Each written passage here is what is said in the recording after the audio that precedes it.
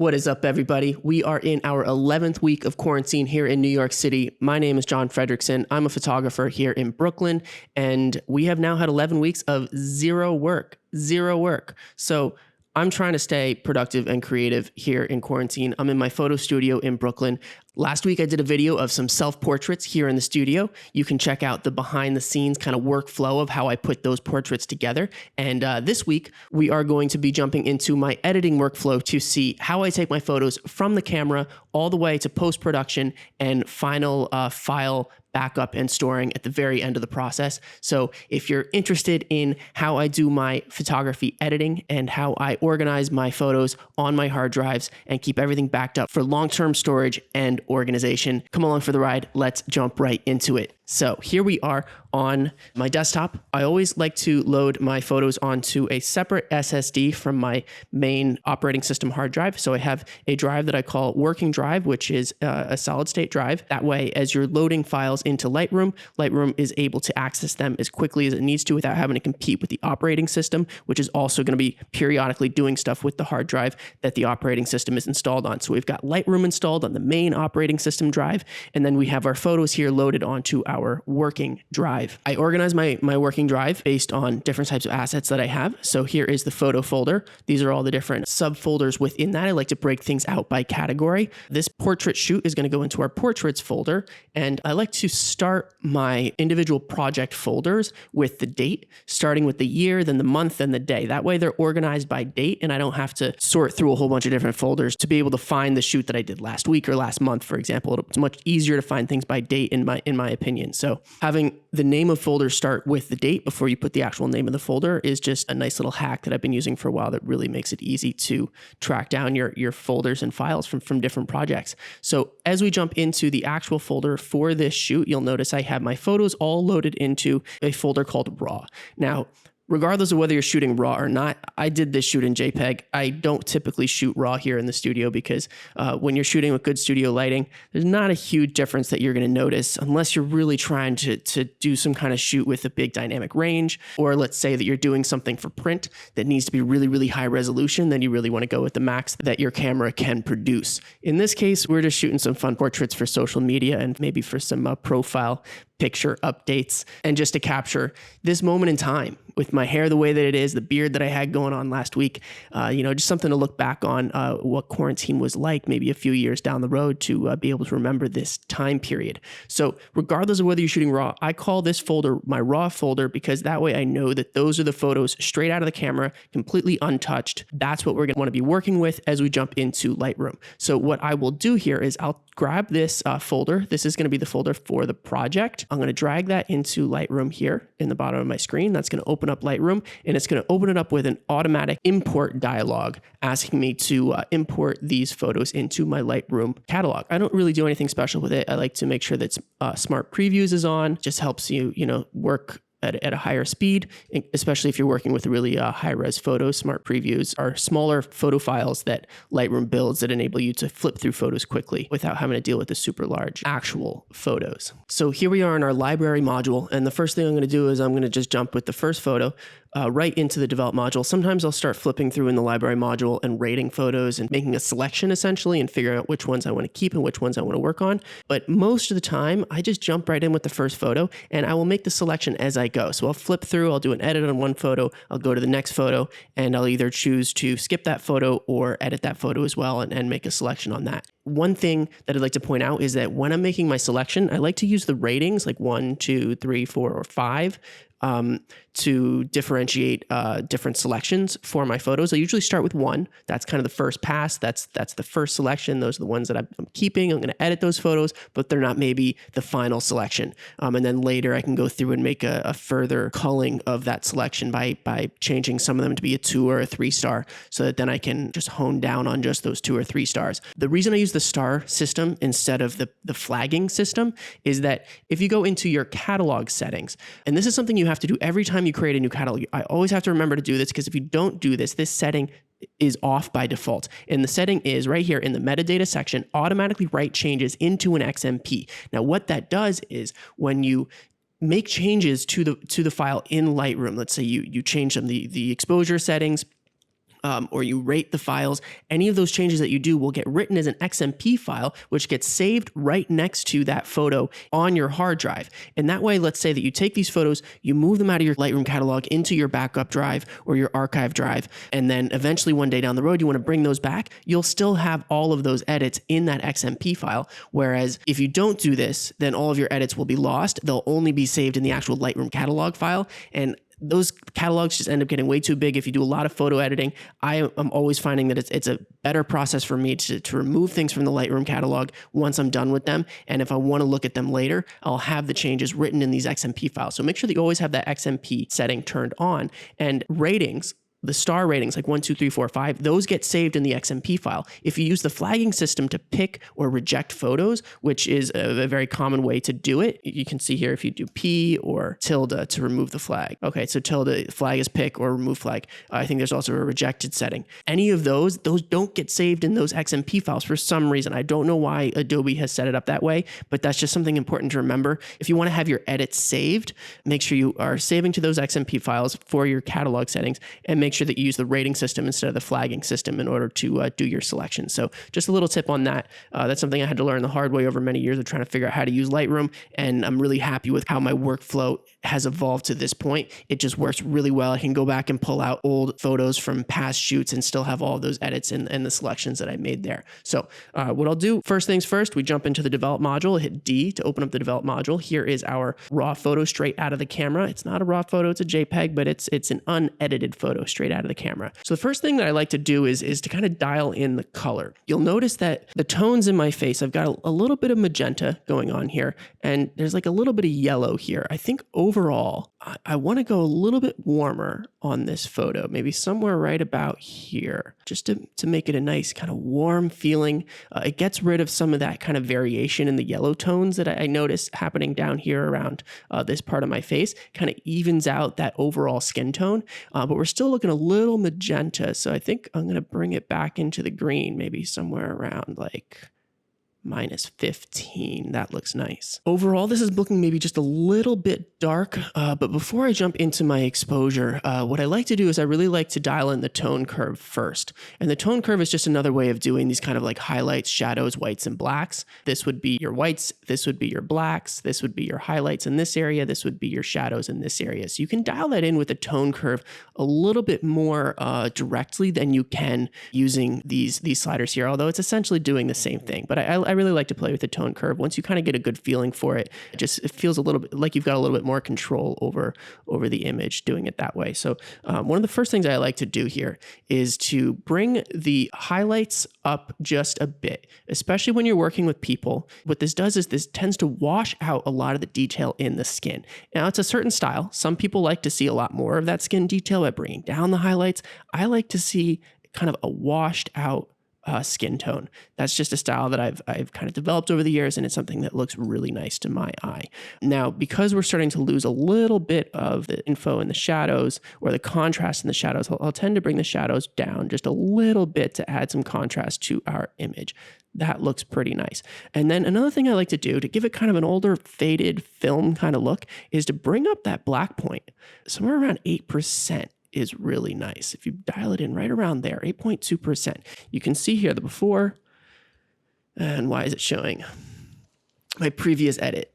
Lightroom's a little funny like that. I had done some black and white edits on these, and instead of showing the before as the raw, untouched photo, it's showing those black and white edits as the before. So we don't have an exact before and after. But actually, one thing you can see here, just flipping through it, is kind of the sharpness and detail that I'd added to that black and white edit. And that's something that we're going to want to dial in here on this edit as well. So one way to do that is with the clarity slider. That really brings out some nice pop in the hair. I think usually somewhere around 15 is a safe bet. When you start going up too high with the clarity slider, things start to look really weird. You get these weird shadow variations between highlight and shadow that just, it makes it look fake. And we definitely don't want to do that. The clarity slider is one of those sliders that's definitely best used in extreme moderation. So somewhere between 10 and 20 is usually a pretty safe bet for me. This is already starting to look quite nice. Somehow it feels overall maybe just a little bit warm and green. So let's play with our split toning. If we can bring just a little bit of blue into our shadows and then maybe fine tune that warmth in the highlights, we can get a little bit of color contrast between our shadows and highlights that can really make the shadows and highlights pop in a different way other than just pure tone contrast. So let's go into our shadows slider and let's play around with this in here, maybe somewhere right in this area. This is too red, that's too green, somewhere right in here looks pretty nice. And then what I like to do is I like to play with the saturation of it. This is obviously way too much. It just makes the whole photo blue. We want to bring it down into just this subtleness of like maybe 15%, somewhere in that range. And then you can also dial this on and off with this little slider here that will turn off the effects and turn them back on. So you can see how it takes the image from just being overall kind of too warm to cooling it off just a little bit, but still maintaining some of the warmth in those skin tones and in those highlights. And I think we can even maybe bring back just a little bit more warmth into the highlights. So somewhere in this range, somewhere in like the 40 to 55. Let's say right around there. And now that's obviously way too much. So let's bring the saturation down. That's at 0. That's up a little bit too high. Somewhere right around 10%, I think looks quite nice. So now let's turn that off, turn it back on. It's very subtle, but especially if you look at the shirt, just the color change in the shirt provides some contrast with the face, as well as some of the shadows in the hair. Now we're starting to see that. And I think I'm actually even going to bring the saturation on the shadows up just a little bit, the shadow color, and maybe even a little less in the highlights, maybe somewhere around 6 or 7, maybe right around 8 right there. That looks quite nice. So now one thing I'm noticing, let's make sure we rate this photo. Whenever I'm editing a photo, I want to make sure that I rate it as a 1-star because that's a photo that we want to keep in our first selection. You'll notice this was the first photo that we took out of the shoot. We played around with some different lighting, and I definitely want to show how that progresses as the shoot goes on. But this is just a simple one light up above my eyes at 45-degree angle, just off to the left a little bit. That gives it this nice Rembrandt lighting, which is when you get this triangle right here.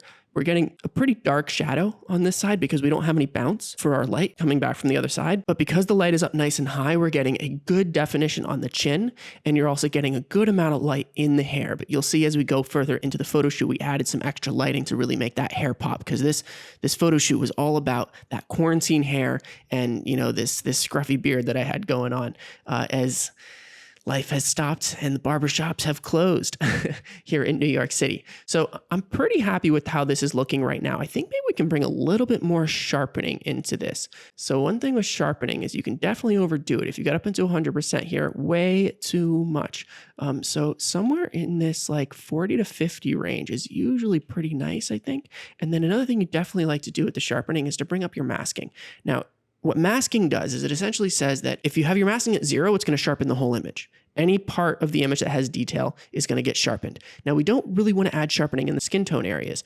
So if you bring up the masking, what it's going to say essentially is that we only want sharpening in the areas that have a lot of detail, and we don't want to have sharpening in the areas that don't really have much detail. And the best way to visualize how that mask is working is to hold the Option key on your keyboard or the Alt key while you're pulling that slider, and this is going to show you that any area that's white is going to get sharpened. So when we have masking at 0, the whole image is getting sharpened. When we have masking at 100, only the tiniest, sharpest edges are going to get sharpened. So we want somewhere in between. So if we bring the masking down just a little bit into like maybe 50 to 60 in the 60 to 65 range, now we're getting sharpening in the eyes, we're getting sharpening in the hair, we're getting sharpening around the mouth and the beard and the neck. And we're not getting sharpening in most of the areas in the face. You're still getting a little bit of sharpening in the forehead with that crease that I have going on there. But just to show you the difference, this is before and that's after with the sharpening. Especially if you focus on the eyes, there's definitely a bit more of a pop in the eyes as a result of that sharpening. And that is a really nice touch. Now, another thing I like to do is I like to go into the eyes and really make them pop. It's a really good practice to use a reflector into the eyes. You position it right under the subject, and that main light bounces off the reflector and kind of comes back into the eyes, and it can add an additional catch light in the eyes, which is really pretty too. I didn't do that for this shoot because I was mainly using that reflector to soften the shadows on the dark side of my face. So we can still kind of fake it a little bit. I have a little preset here on our radial filter tool. I have a little preset called eyes that I've made myself. This is probably overdoing it for this photo, but basically what I do is I play with the highlights, I play with the shadows, I play with the contrast in the eyes, and I play with the clarity in the eyes. All of those things can really make the eyes pop. So let's zoom in to my eyes here, and then we'll just draw a circle just about the shape of my eye, and we'll bring it right over. You just want to get it just over the pupil. Now, like I said, these settings, I could tell just from the start, were going to be way too much for this specific photo.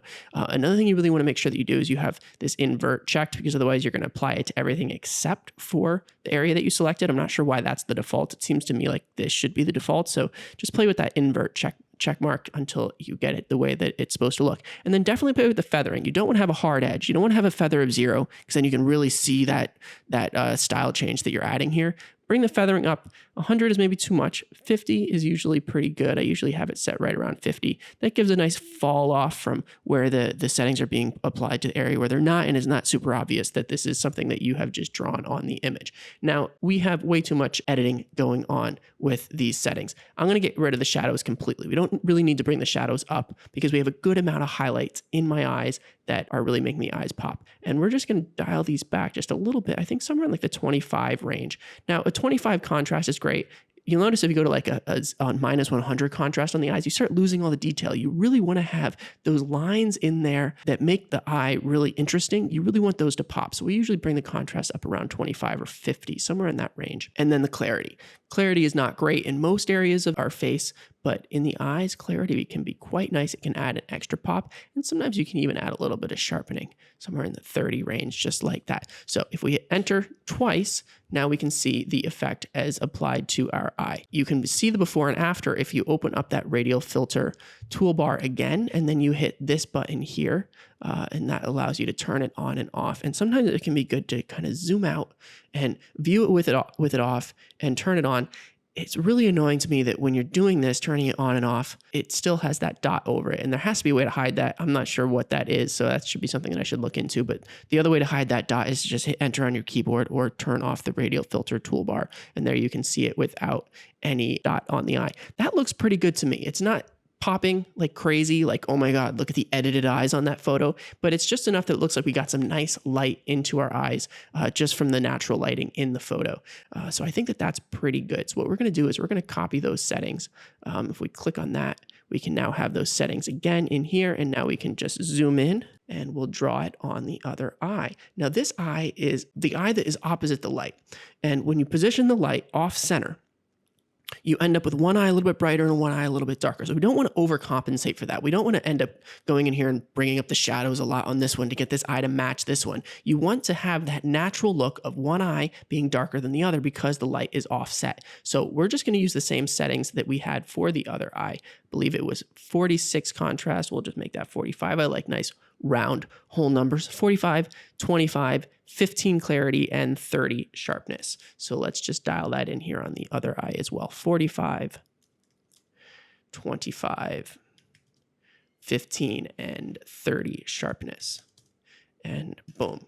Now we have this eye is still darker because we used the same settings, so it kept the same differential between the two eyes. Had we done a different setting for this eye, it might have looked a little bit off. And so sticking to those subtleties of how to not change your image too much, and when you do make changes, make them in a way that is consistent with the lighting of your photograph. That's what's going to make your changes look the most realistic so that you can make things pop, but pop in a way that still looks natural and doesn't take away from the experience of the photograph. Because the last thing you want to have happen is when somebody looks at a photograph, for their first reaction is to be, wow, the editing on that is really interesting, right? The editing on the photo shouldn't even come into their mind. It should just be, wow, that is a fantastic photo, or that is a really interesting photo. And then maybe they can start thinking more about the editing or whatever style it was that you had after the fact. But that should never be the first thing that somebody notices about a photo that you have worked on. So I think this is pretty good for a color photo.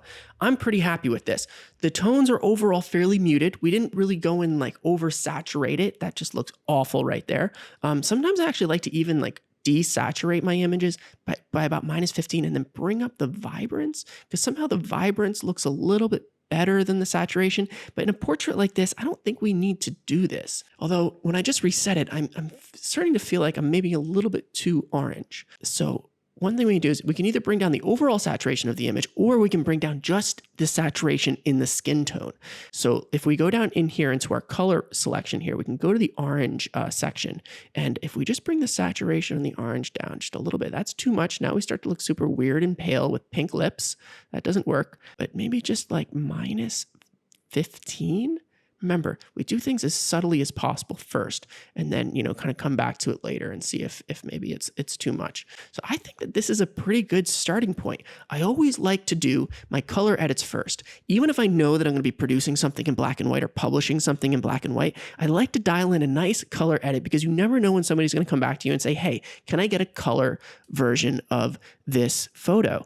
And when you've done it all in black and white, then you have to go back and do the color later. And it's nice to just have it done and to have both there. And I like to deliver to my clients. I like to always deliver both a color and a black and white version, because I think both, it's nice to have both versions and each one can tell a different story. So what we do after we've dialed in our color edit, we're really happy with it. We make sure that we rated it to a 1 star. So it's part of our final selection. If you just hit Command and the apostrophe button next to the Enter button on your keyboard, that will duplicate the image. And now if we go back to our library tab by hitting G, you can see here that we have 2 versions of this image. The nice thing about the duplicate photo in Lightroom is that it doesn't actually create 2 different photos on the hard drive. It just creates 2 different editing files. So you can edit this photo differently than this one, but it doesn't actually double the amount of space on your hard drive, which is really, really nice. So we'll keep this one in color. And now this is our duplicate. Let's go back to the Develop tab in Lightroom here. And now we can switch over to black and white, and we can start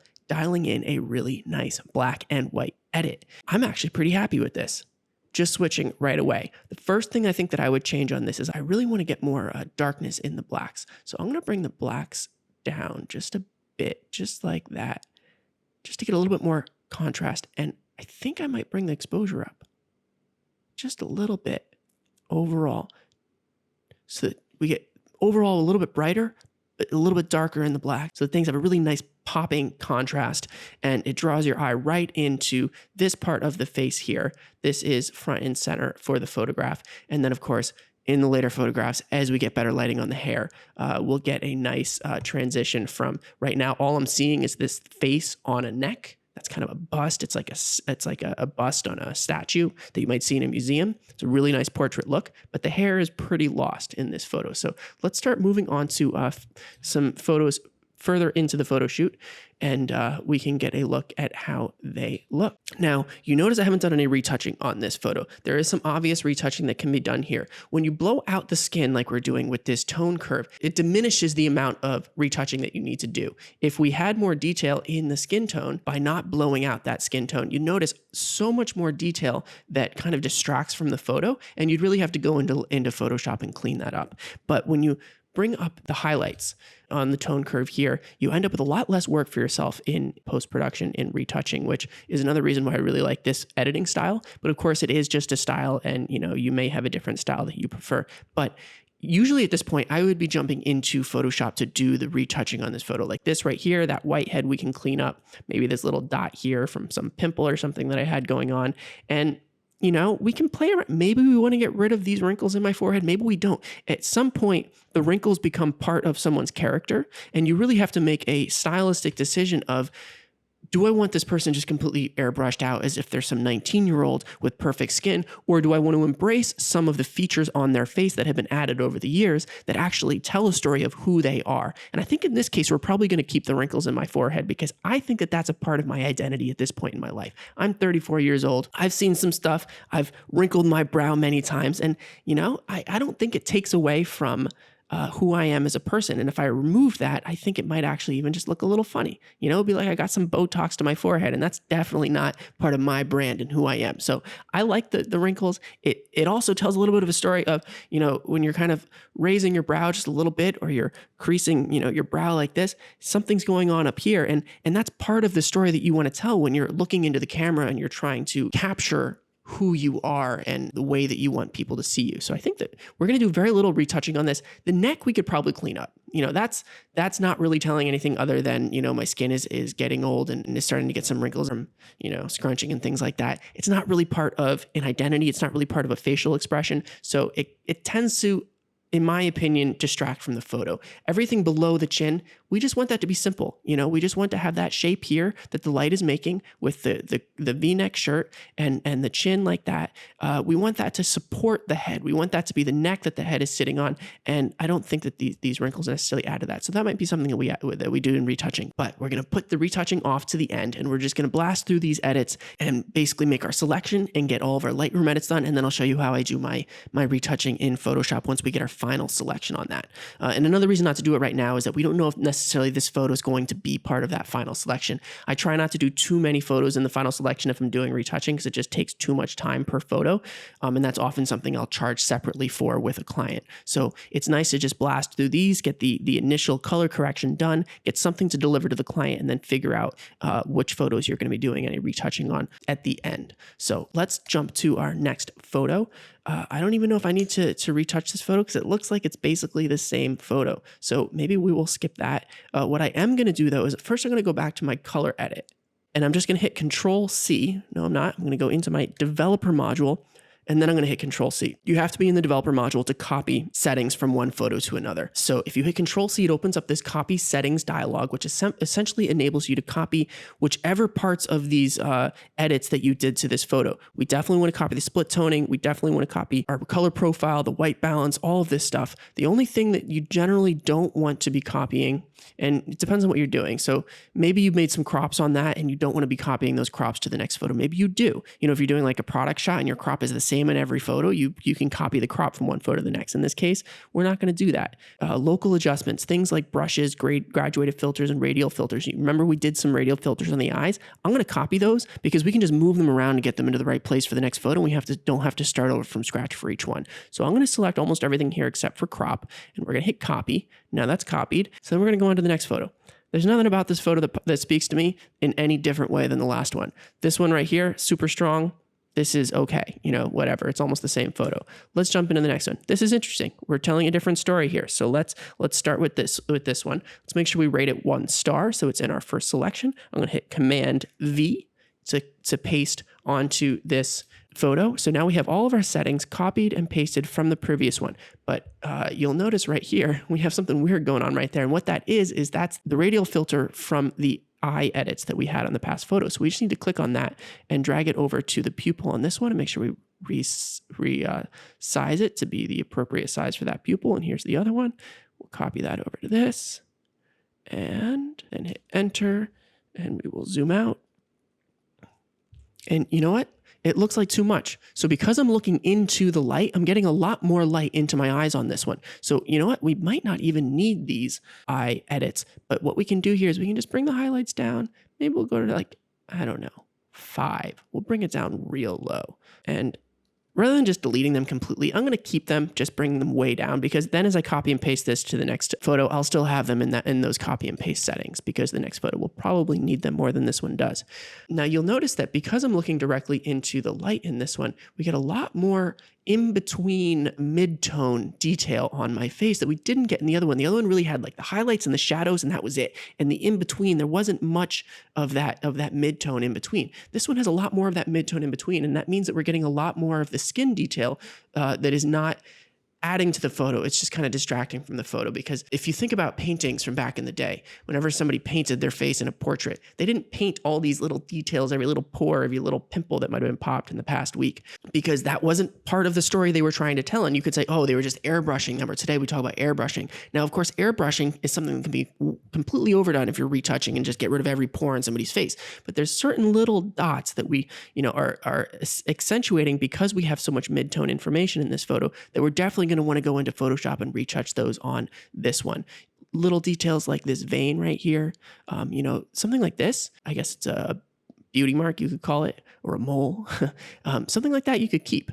But something like this we're probably going to want to get rid of that. This little white head again, this one here, this one here. We're going to want to open this up in Photoshop, maybe even clean this up right here, and maybe even get rid of some of the redness in this area right there. So there's some stuff we're going to want to retouch in this photo. But on the whole, I'm pretty happy with this edit. There's some weirdness in the coloration around my face. I don't know why, but for some reason I get yellow around my mouth. And that's something that is a very targeted color correction that usually I would do in Photoshop because we only want to target this area and not that other one. But because it's the yellows in general, and I'm seeing it quite a bit around the face. Remember, we already brought down the saturation on the orange tones in the skin. Maybe we need to bring down the saturation on the yellow tones as well. Let's play with that here. Let's see how that looks. If we go all the way down, it starts to look gray, and that looks a little fake. So let's bring it back up to like maybe minus 25. Let's see how that looks. Let's turn it off. Turn it on. Let's zoom out and see how that looks. Turn it off. See, look how yellow my mouth area is. Turn it back on. You know, it didn't really do a good job of it because it kind of did it here, but not up here. So somehow we have something in between the oranges and yellows that isn't getting targeted by either of them. If we turn this off and turn it on, it definitely helps. But I think that's something that we may end up doing when we take this into Photoshop to do the retouching, that we also do a little bit of more fine-tuned color correction for things like that. But overall, I'm pretty happy with this color edit. The eyes are popping pretty nicely. Again, we are going to make our duplicate photo. We're going to go back to our last black and white right there. We're going to copy the settings off of that one. We'll go now to this one and paste them there. And you know what were our settings differences? If all we did was bring the blacks down 35, and we brought the exposure up 10. So rather than copying that from the last image, so we have to move the radial filters from the eyes around, what we'll do is we'll just keep the settings for this one, and then we'll just switch to black and white, and we'll just dial those in quickly here. So minus 35 and plus 0.1, not 1, 0.1. And there, now it's nice and consistent with our last black and white. On to the next one. Best thing about black and white is it gets rid of all of the color variation within skin tones on somebody's face, and it just gives a nice, perfect portrait without having to worry about any color issues at all. So black and white has a special place in my heart, especially for portraits, but we are going to go in and retouch those color details in my skin at the end. So let's jump into our next photo. First, let's copy our color edit from this one.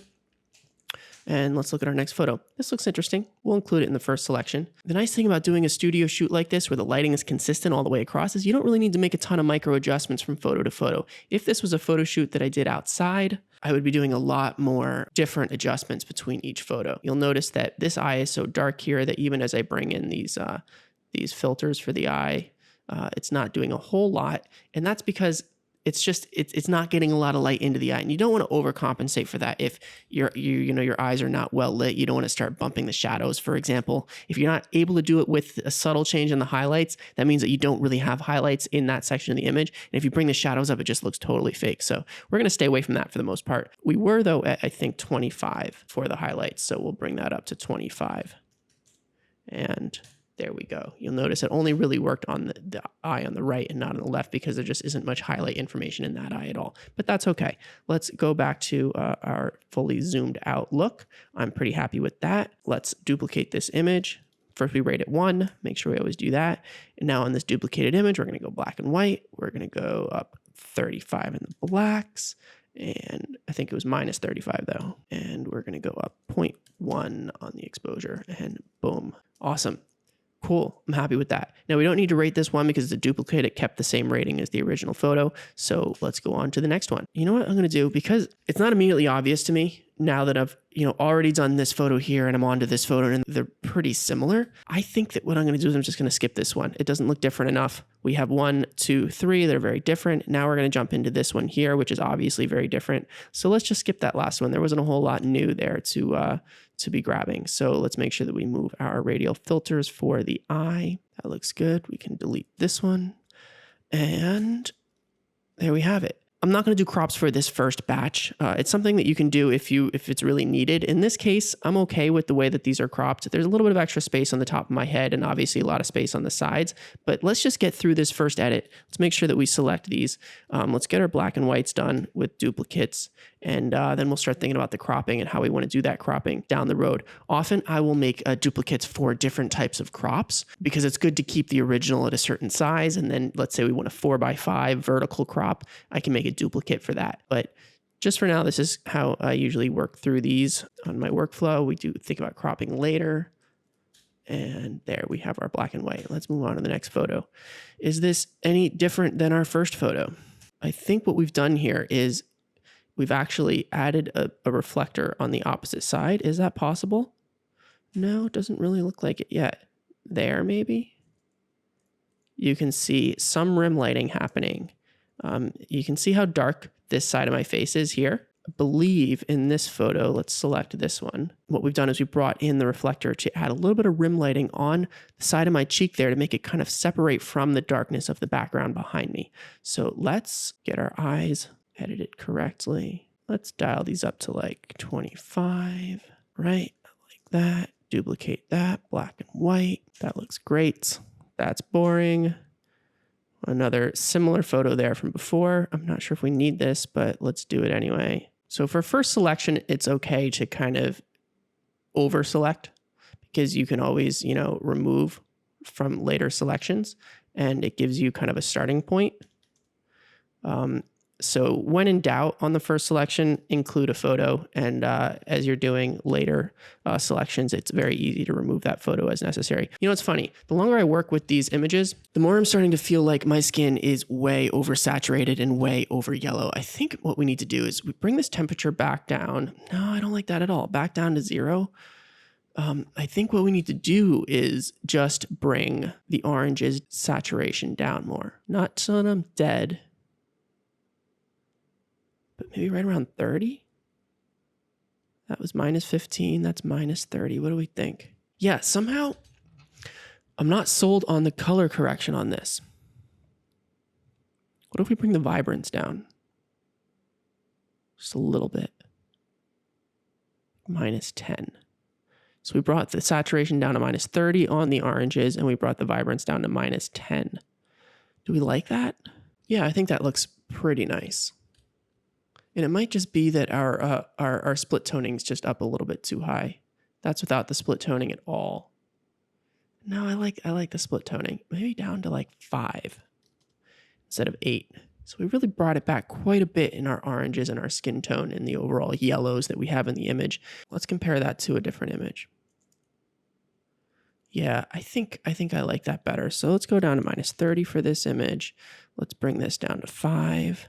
And what was the other thing we did? We brought the vibrance down to -15, I think. -10. I don't mind -15 on this one. So that's something, as you sit with the photos, as you, maybe step away from it and come back to it, color toning is something that is really, really a fine-tuned art form. And it's totally okay to try out different versions of something. I'm not going to go back and re-edit every photo from the beginning because it's nice to maybe have the 2 different versions right now so that we can, compare the 2 versions down the road after we've had more time to sit with these photos. So I'm pretty happy now with this new edit. Somehow this one still looks too yellow to me, too orange.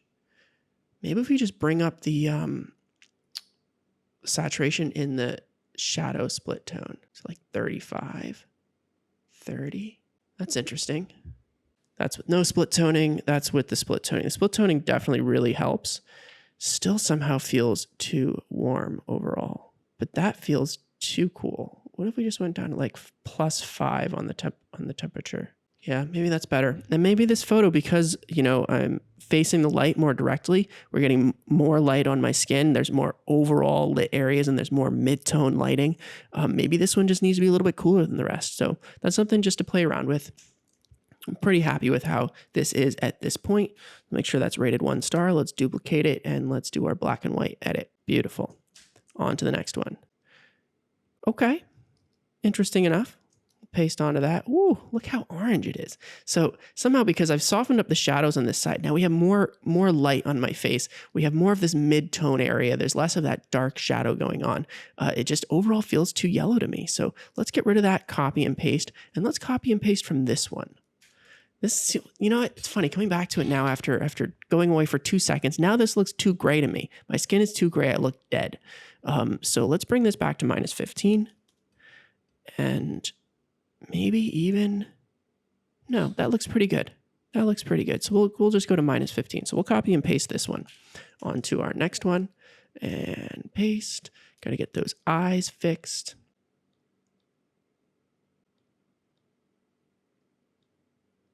And that looks pretty nice. Make sure that's rated 1 star. We'll duplicate that and we'll do our black and white edit. On to the next one. Super boring, but whatever. I guess we need to include it just because it's different in terms of angle. We get a different look at the hair. Look at the freaking volume on the back of my head. This is amazing to me because there's zero product in my hair. And when my hair is shorter, I used to spend a lot of time like blow drying it and getting product in it and getting it, styled just right. Since this quarantine has hit and things are just growing out and I'm not really going out in public except to come here to the studio, but I always have my helmet on because I'm skating. Maybe it's because I'm sweating in my hair when I skate here to the studio. There's zero product in it, but the volume is just fantastic and it's staying out of my face. It's like, man, sweaty summer hair is not bad at all. I'm quite enjoying this look. Anyway, let's get this photo dialed in. I'm pretty happy with the color edit on this one. Maybe this is too much in the eye. Bring that highlight down to 10. Well, we'll try it and then we'll zoom out and see how it looks here too. And what you're seeing, that pop of highlight in my pupil, that's actually from the reflector on the opposite side from the light. So when you have the subject looking away from the main light like this, their eyes go almost completely dark. And we generally speaking, unless you're trying to tell a story of the subject kind of being moody or the subject being evil or sinister or mysterious, all of those things can be told with dark eyes. But if you want to capture somebody's personality, who they are, their soul, unless they are that type of person, you generally want to have at least one catch light in their eyes. You want to have some light coming from somewhere, hitting the eyes and going into the camera. So having this reflector on the opposite side enables you to still have the subject kind of look away from the light into the dark, but still have something hitting their eye, giving them some life. Because when you have light in the eye, it makes somebody look alive. When they're completely dark, it's like, man, are they even in there? So I really like the way that reflector is bouncing some light back into the eyes here. And we made that pop just a little bit with our radial filter for the eyes. So this one looks pretty good. Let's duplicate that, make sure that we rated that 1 star, and let's go to our black and white edit. Quite nice. I like this one a lot. Something about this pose. The shoulders up and we're looking, off into the light so that the whole face is illuminated. Maybe it's a little boring, but something about that, the way the shoulders up and we're kind of just looking off into the distance, eyes are down below the horizon, so we're not looking at anything in particular. It makes them a little bit more soft. It makes you look a little bit more pensive, like you're kind of lost in thought. I really like this pose. It's quite nice, and I like the way that my head is still getting framed by the V-neck and the neck, kind of creating this bust like in a statue. It looks like we've already added the light behind my hair. Is that possible? I thought we did that quite a bit later. I'm not exactly sure where we are on our lighting at this point. So we'll have to get a better overview for that, maybe by zooming out and looking at all the photos at the same time. But let's just focus on our edit right now. Let's get our eyes dialed in.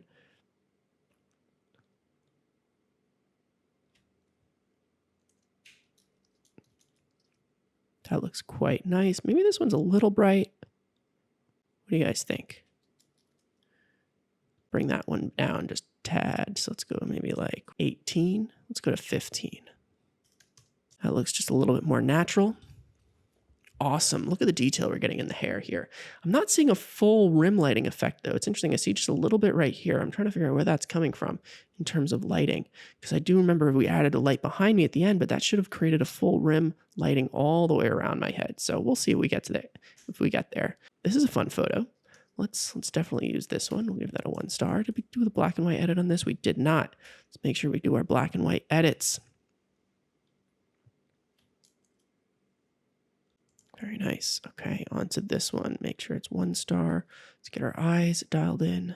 Very nice. And look at that. So we can actually see the light behind me kind of popping out right here. So it does look like we're in our final lighting setup for this photo. And there is not as much of a rim light as I was hoping. And I'm not seeing as much hair lighting on the top as I was hoping. But I think it's still better than what we started with initially. We definitely have better lighting on this side of my face from the reflector. So that worked quite well. And you can definitely see that there's some, kind of light in the fringes of my hair here that otherwise, if we go back to our first photo, there was just nothing, completely dark. And this is actually quite fun. Like, this is a fun photo. It's dark, it's moody. There's really great lighting on the highlights of my face, creating a really nice shape of the jaw because the light is up above my eye line. We get that catch light in the eye that's just up and above. It could have maybe been a little bit lower, a little bit lower to get a little bit more of a catch light in the eye. But I love the way we get this Rembrandt lighting here, this V on this side of my face that still brings that face into the portrait. It's not completely lost, that side of my face, but then we get this really nice curving of that cheekbone, I guess you could call that. Is that the cheekbone or is that the cheekbone? That's the jawbone. That's what it is. I was confused the other day when I was trying to remember how the lighting on that one worked. So the jawbone, the cheekbone, we get this nice curve on the cheekbone that accentuates this part of the face that we can do with the way that light is positioned and by having no reflector on this side to bounce light back in. That's quite a nice photo. But if we jump back to where we were in our edit, believe it was on this one, we've really softened up the shadow here, but we still have that shadow. We still have this triangle in the highlight on that side of the face, and we still have this part in shadow that is kind of sculpting that part of the face, sinking in this area here, accentuating this part of the cheekbone there. So I'm pretty happy with how that turned out. We brought the ear back by bouncing light back in with the reflector. So this lighting setup is actually looking quite nice at this point. It's not quite as dark and moody as we started with, but I think it's interesting, and it shows the hair and it shows what's going on with my face with the beard and everything. In Photoshop, we can get rid of this little bit of the light peeking out because that does not add to the photo. It just distracts. It pulls your eye away from the rest of what's going on, and so that'll be something we'll want to get rid of when we're going into the retouching. Awesome. We'll give that a 1 star. We'll go to black and white. 0.1. Awesome. On to the next one. Do we like this photo? When you're doing your own photo shoot and you're kind of just fooling around, you need to try a lot of different poses, a lot of different things. What's going to look good in post-production? I thought this would be nice to kind of like show my hair, show that I was playing with my hair. It's kind of a douchey photo, to be honest. Like, I'm not super sold on this. Let's include it in the first selection just for fun. Could be fun to throw that on Instagram at some point. So why not? We'll include it. But yeah. Definitely don't be afraid to explore. Don't be afraid to look stupid in your posing because you just never know how things are going to look in post-production once you get into the editing booth. And, maybe you'll find something new that you didn't know that you loved until you did it, until you tried it. So definitely experiment with your posing. Boom. That looks great. Let's duplicate. Make sure we rated that 1 star. Go black and white on the duplicate. Very nice. This is fun. This shows that I'm playing with my hair. We're doing it on the dark side, which is nice. So we're not hiding any of the part here that's really nicely lit. This shows some attitude, some like part of telling the story of like, oh my God, here I am in quarantine for 2.5 months. And this is what my hair looks like right now. Look at this mess on the top of my head. That's kind of what I'm telling here. And I like the way that this came across in the final photo. And you'll see that I shot these, in a kind of wide horizontal crop, just because I find that that's easier to work with if I start to move my arms around or anything, because I'm shooting myself. I don't have the ability to kind of step back or reposition or recrop as I'm shooting. I have to, give myself a little bit of extra room to work with because I can always crop in post. But if you end up losing something in the crop because you reached outside of the edges of the frame, you can't really fix that in post-production. So that's generally why I shoot these like this when I'm shooting my own self-portraits. Let's throw an edit on that. Ooh, I really like this one. This is quite nice. Let's make sure we get our eyes dialed in right. Might even bring that one up to 35 and this one to match. Boom, look at that. Duplicate, black and white. It's another version of the same thing. Not quite as strong, in my opinion. I'm maybe showing a little bit too much, trying to tell the story too much here with my face. I don't hate it. We'll include it in the selection, but it's definitely not as strong as that last photo. But it's good to have options, Who knows, maybe down the road, we will enjoy having an edited version of this photo in our archives. So good to include. And again, another experimental pose and not as strong, but we're going to include it because it's different and it's something. Interesting. We'll include it in our first select. I'm not a huge fan of this shot. I don't look particularly happy. It's not really the expression that I'm trying to sell with this shoot, but we'll include it in the first select because who knows what our opinion of it will be once we see the final selection, we start flipping through it. Maybe this one adds something different to the story that we didn't otherwise have. So when in doubt, generally err on including something in the first select, as I mentioned before. At this point, I'm starting to feel like some of these aren't adding so much to to the shoot. Let's just take a quick peek at what we have going on for the rest of this. And you know what? I might even right now just like make my last selection just from the library module, because I can see from an overview what the options are that I have going here. Like, does this add anything? I don't know. Does this? I don't know. This one's interesting, but it's also kind of similar to the first one. I'm going to go with this one.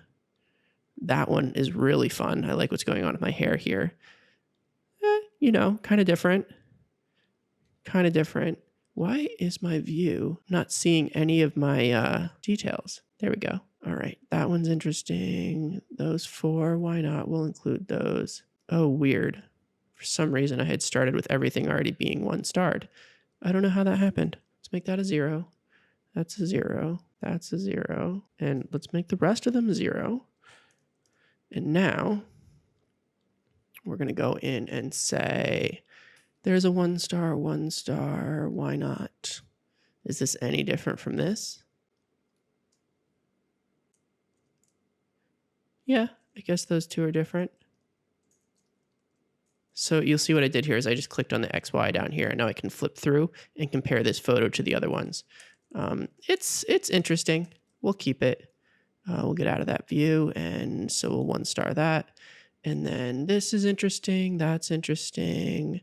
And then these mask photos. Yeah, these are all very interesting. Cool. So now we have our selection. We've decided what we're going to skip. We're going to skip these 2. And we'll just jump in now. And it looks like we've gone with every single one of the rest of the photos we're going to go with. So let's jump through these.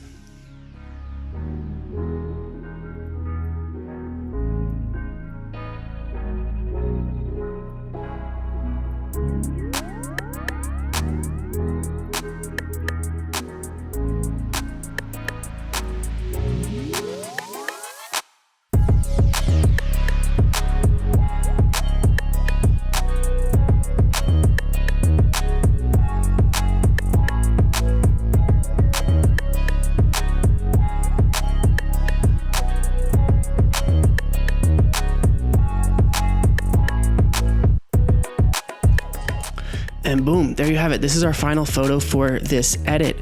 So now we have a first selection. We have our color correction done on that first selection. If we go into our library module here by hitting G, and we can open up this bottom section here, I'm going to change my filter to be only 1-star. So basically that's all of the photos that I selected for my first selection. We can make everything a lot smaller and then kind of just breeze through here and see what all of our photos, how all of our photos fit together.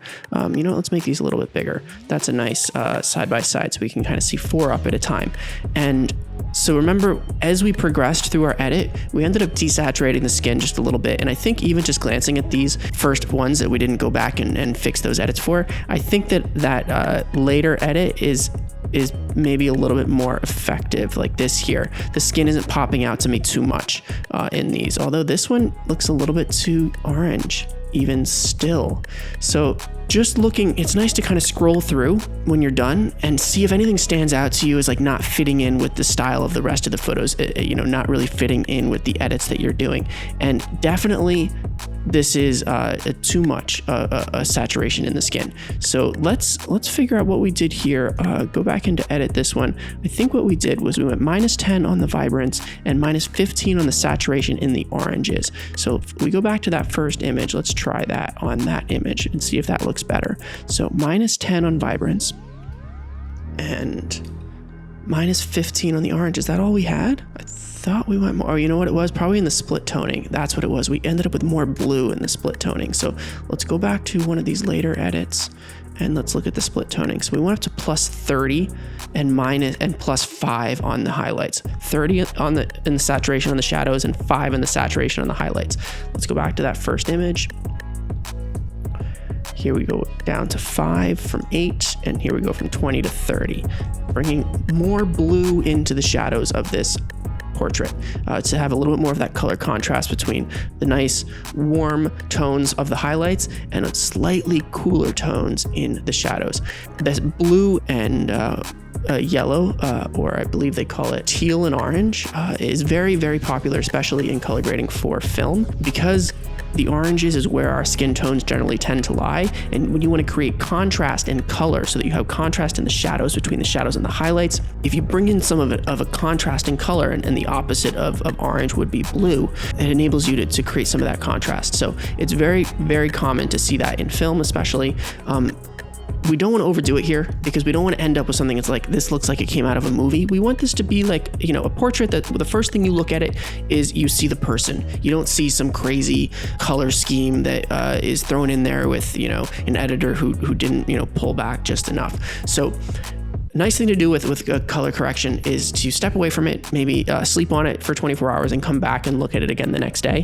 But before we do that, I want to go ahead and dial in these settings on the rest of these photos. So because we're only changing a couple things, what I can do is I can copy and paste those settings in the Develop tab by hitting Control-C again. But instead, we don't want to copy everything. We're going to say check none. It's good to always have process version checked. That's something they always recommend. So whatever, we'll do that. But we only want to be pasting now our changes to temperature. Yeah, I guess that's in treatment and profile. That includes temperature. And then we also want to have, oh no, white balance, duh. Temperature is white balance. So we're going to check off white balance. And then we wanted to have the split toning or the other adjustments that we did to this. So if we just copy those now and we go and we can paste it on any of these other images that look just a little bit too orange still, we paste it onto that one, paste it onto that one. And it's a subtle change. You know what we're forgetting though is also the vibrance. So we'll start with this one at the beginning. We also want to copy our vibrance change because we dropped -10 on the vibrance. Now we've copied that, we can paste that onto here. Yeah, you see how it brings back just a little bit, that -10 on the vibrance, very nice. And I'm just hitting Command V to paste those settings onto these photos. You can see it's a very subtle change, you know, but it can make a big difference between looking at the photo for the first time and seeing a color edit that stands out to you versus just seeing the photo. And, you know, we'll step away from these for 24 hours and come back to them. This one actually I almost liked better before. What part of this just changed that we didn't like? You know, we were at +5 on the temp here versus +10. I really like that +5. I think we should copy that. And let's go back to that. Let's copy that +5. Yeah, it's not quite as warm. It's not standing out to me quite as much. Yes, that's much better. Look at that. Look at that. That is much nicer. Is it? Is it? Do we like that better? These subtleties are so hard to tease out, you know, especially when you're kind of fine tuning these things. You're really dialing them in down the road. I'm not sure. We're going to step away from it though. And first let's get them dialed in consistently on every photo. Let's paste that there.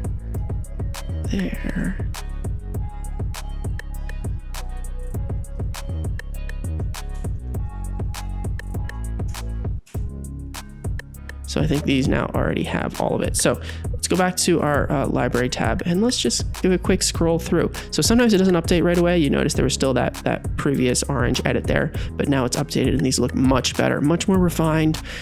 The skin tone is not popping out like crazy. It looks much more natural. So just scrolling through these quickly. I like the way this has come out. The mask shots at the end are quite fun. It's unfortunate that I didn't quite position myself right in front of that light, so we're gonna have to delete that light in Photoshop. But as far as we didn't do a black and white edit for this one.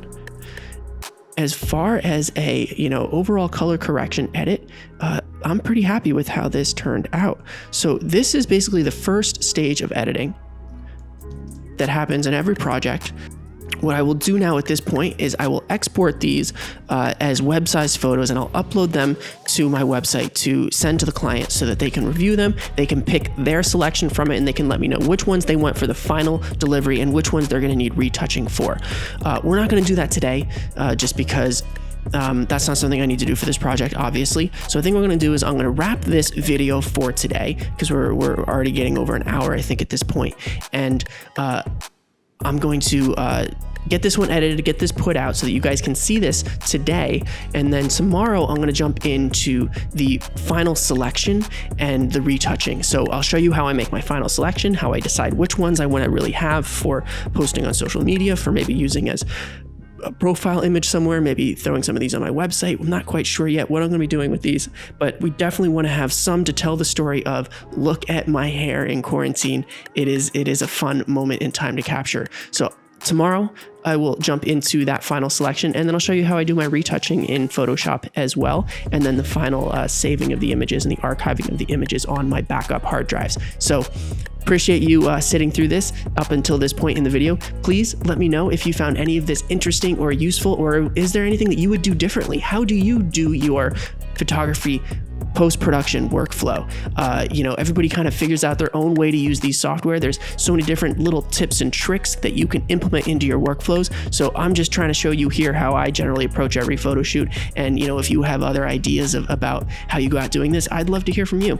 Leave me a comment, drop me a like on the video.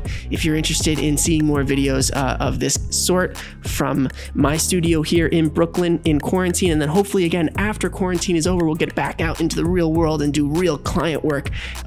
If you'd like to see more of that kind of stuff, hit the subscribe button, and let me know what you are working on in quarantine. I would love to hear from you. But that is all for today, and I will hopefully see you back here tomorrow with our final selection and Photoshop retouching and archiving of photos video. Have a great evening. Bye.